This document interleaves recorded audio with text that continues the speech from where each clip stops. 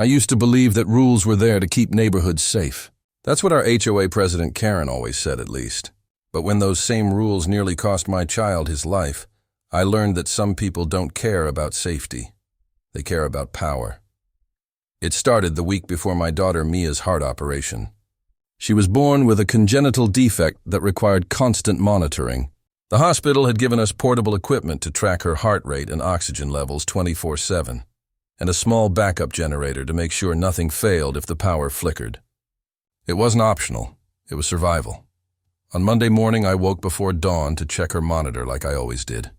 The soft hum of the generator outside usually comforted me, a steady reminder that she was safe. But that morning, the house was too quiet, too still. Then the silence broke with the shrill, panicked beeping of Mia's monitor. I ran through the hallway into her room. The numbers on the screen were flashing red. The power had cut off. My hands trembled as I unplugged and replugged everything, but nothing worked. I bolted outside barefoot into the yard. That's when I saw it. The orange extension cord that ran from the generator to the house had been sliced clean through. Not chewed, not frayed, cut. My stomach turned cold. I dropped to my knees, staring at the severed wire. Then I heard it, a voice smug and sharp drifting from behind the fence. "I told you that ugly machine was against HOA policy," Karen said, still in her robe, coffee mug in hand. She looked like she'd just conquered something. "Karen, my daughter's equipment depends on that power." I shouted, trying to keep my voice steady even as panic crawled up my spine. She didn't even flinch. "There are rules for a reason. Generators make noise, and this is a quiet neighborhood," I wanted to scream. Instead, I ran back inside. The monitor was still shrieking. I grabbed the emergency backup pack and tried to stabilize Mia's readings while calling the hospital. The technician on the line was calm but firm. "If the main power's been compromised, we'll send someone right away.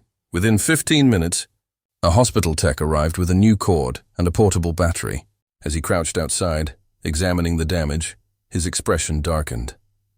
"This wasn't accidental," he said quietly.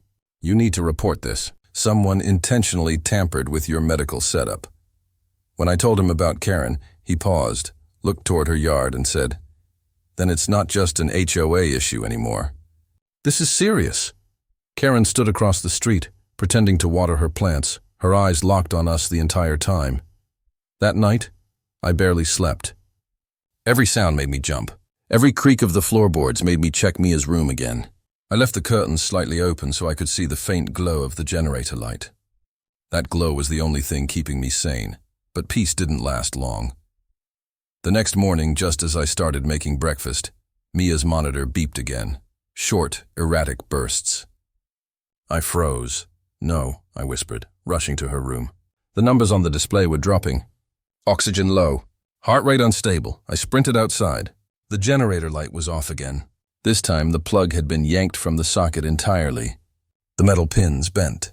And standing right there, on my driveway, was Karen, clipboard in hand. "I left a notice for you," she said flatly, as if she hadn't just endangered a child. "You're in violation of HOA Code Section 6.2, unsightly or hazardous outdoor equipment." "Hazardous?" I snapped. "You mean the equipment that keeps my daughter alive?" Her lips curled into a tight smile. "We all have to make sacrifices for community standards." My hands shook as I pointed toward the house. "If anything happens to her, that's on you." Karen's expression didn't change. "You should have thought about that before moving here." Then she turned and walked away, her slippers slapping the concrete like punctuation marks on a threat. When Dr. Shah, Mia's surgeon, arrived later that afternoon for a pre-op home visit, I told him everything, every detail. He checked the monitor, the generator, even the cords. Then he frowned, picked up his phone, and stepped outside. Through the window, I saw him dialing. His tone was clipped, official. "Yes, officer. This is Dr. Shah. I'm reporting deliberate interference with the child's medical equipment." My breath caught. Karen, who was pruning her roses across the street, froze mid-snip. Her head turned slowly, eyes narrowing at us. That evening, 2 police officers knocked on my door. Their presence made the air feel heavy, but for the first time, I felt something close to relief. They listened carefully as I explained what had happened. The sliced cord, the unplugged generator, the threats. One officer took notes while the other examined the equipment.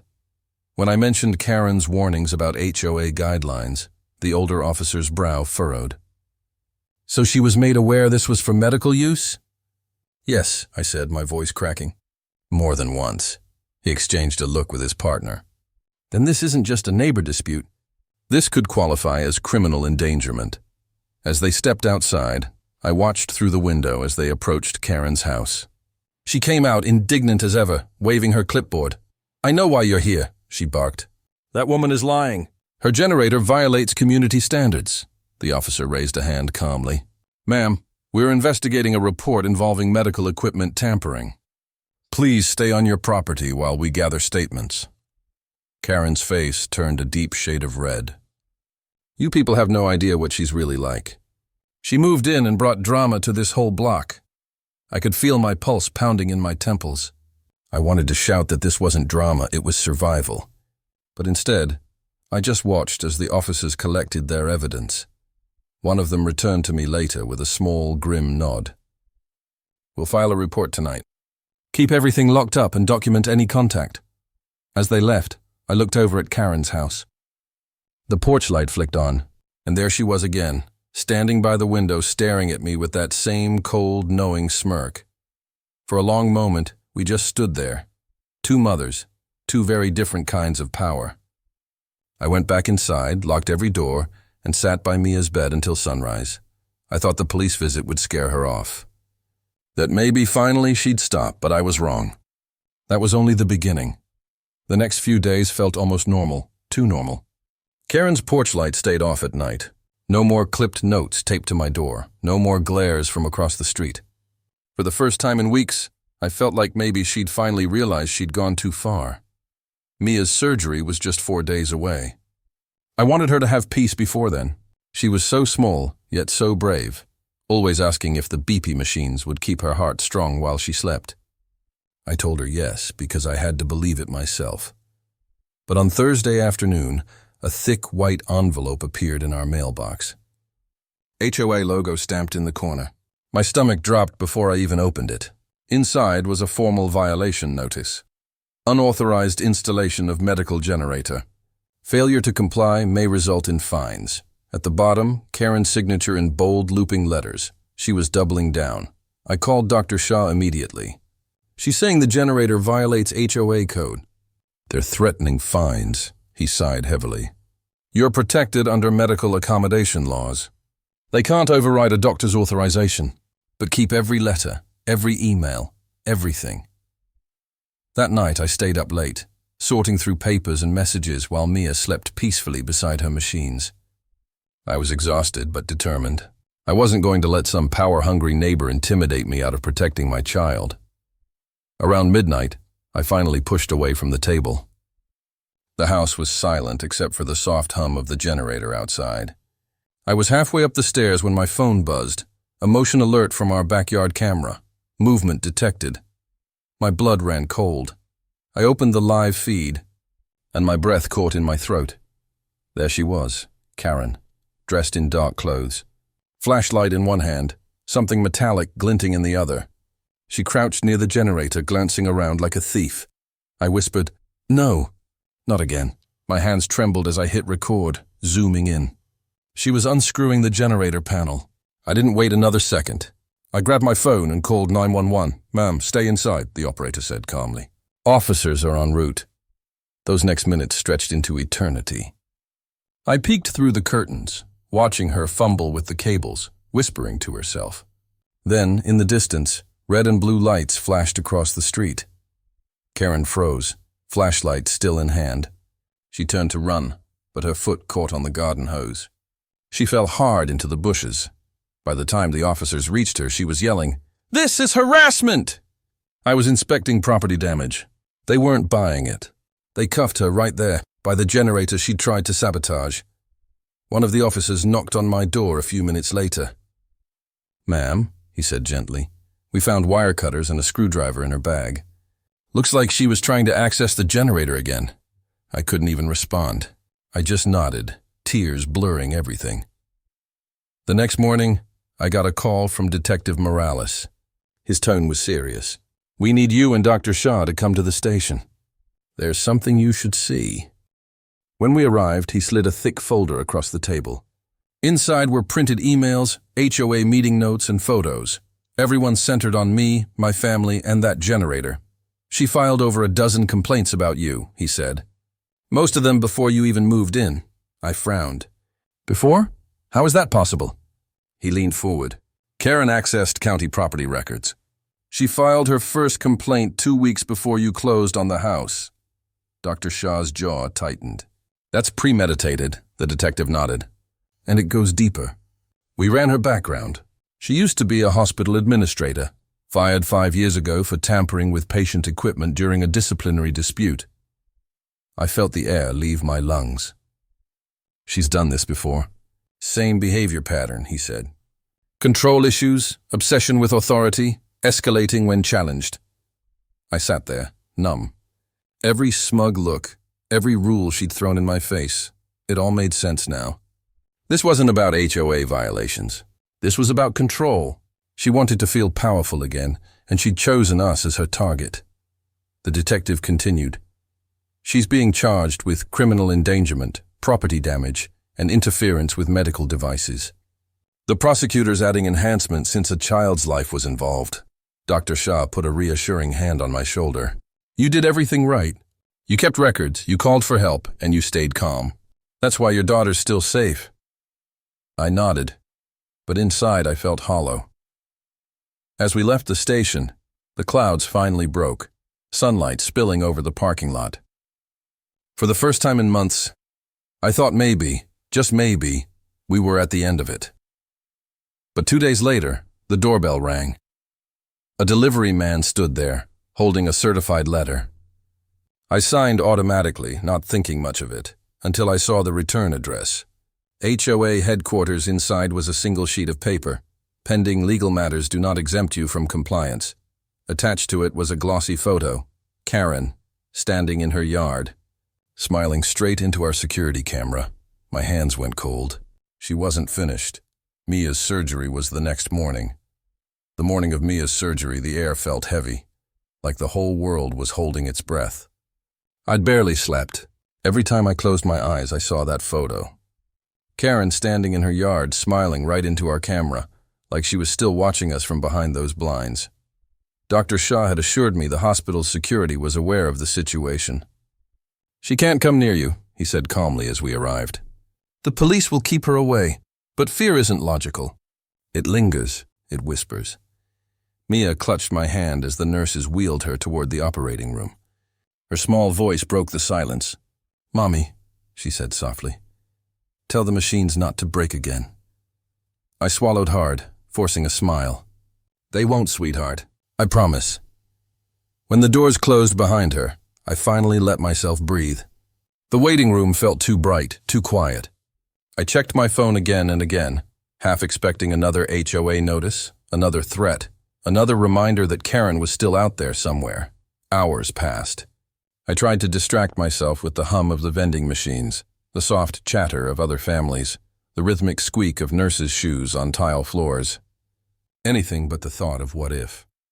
Then my phone buzzed. Security alert. Motion detected at home. My throat tightened. I opened the feed. The image was blurry, grainy, but there was movement near our fence. Someone was there. Before panic could take over, my phone rang again. Unknown number. I hesitated, then answered. "Mrs. Lewis?" The voice was steady, firm. "Detective Morales. You're safe." "We've got her," I blinked. "What, Karen?" "She posted bail early this morning. Tried to re-enter the neighborhood. Officers apprehended her near your property line. She won't be bothering you again." I sank into the chair, the weight of weeks finally crashing down. Relief hit so hard it hurt. I didn't even realize I was crying until I saw the tears drip onto my hands. When Dr. Shah appeared an hour later, his mask still on but his eyes smiling, I thought I might collapse.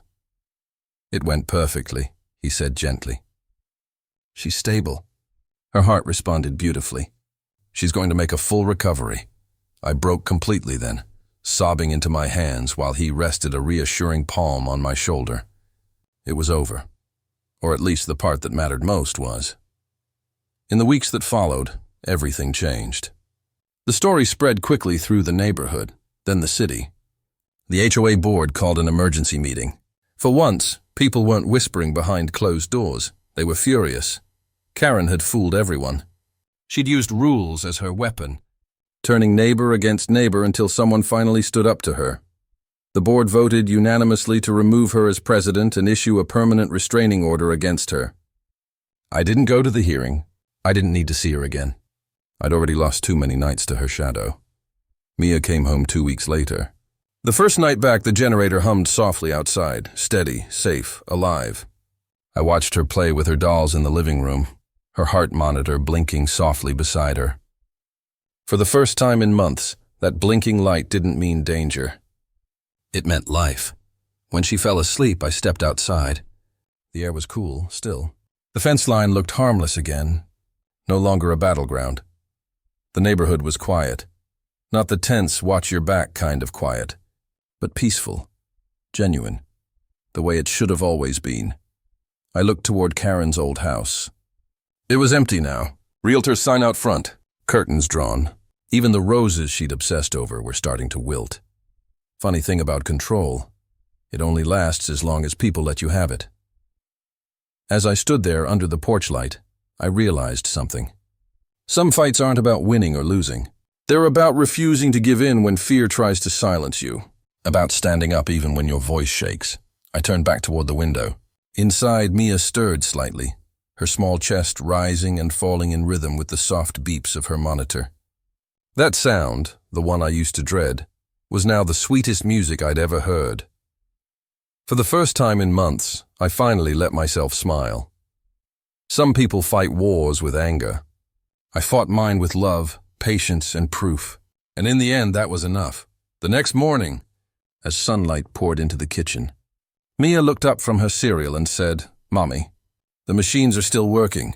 I laughed, wiping a tear before she could see it. "Yeah, baby, they're working just fine." And so were we. Enjoyed this true-life neighborhood story? Hit that subscribe button for more unbelievable real stories that'll keep you on the edge till the very end.